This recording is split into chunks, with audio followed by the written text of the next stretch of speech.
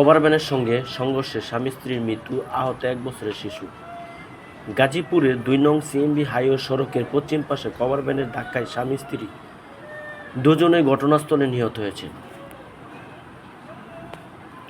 একই ঘটনায় তাদের সঙ্গে 1 বছরের শিশু সন্তান গুরুতর আহত হয়েছে।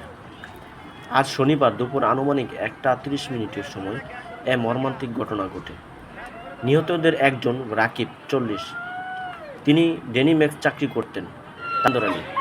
তার পিতা সেকান্দার আলী ব্যাপারী, তাদের বাড়ি গ্রাম উত্তর রানীপুর, ডাকঘর পিরোজপুর সদর।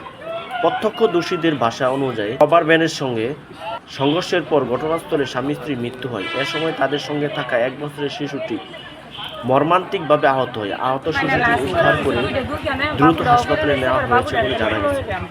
কোন জায়গার স্পটটা কোন জায়গা? রাস্তার মাঝখানে ছিল না সাইডে পড়ে ছিল? রাস্তার একবার মাঝখানে না একবার সাইডে নেই। এত রাস্তা ময়মনসিংহ রোড এটি না হাইওয়ে রোডের সাইডে পড়ে ছিল। এটা তার কোনো ঠিকানা আছে আপু আপনাদের কাছে? ওনার কোনো ঠিকানা, নাম ঠিকানা? না ভাই, ওনার স্ত্রীর নাম কি জানেন কিছু? না আমরা চিনি না, আমরা বাসার সামনে বাবুরা। ঘটনার খবর ছড়িয়ে পড়লে এলাকার শোকের ছায়া নেমে আসে।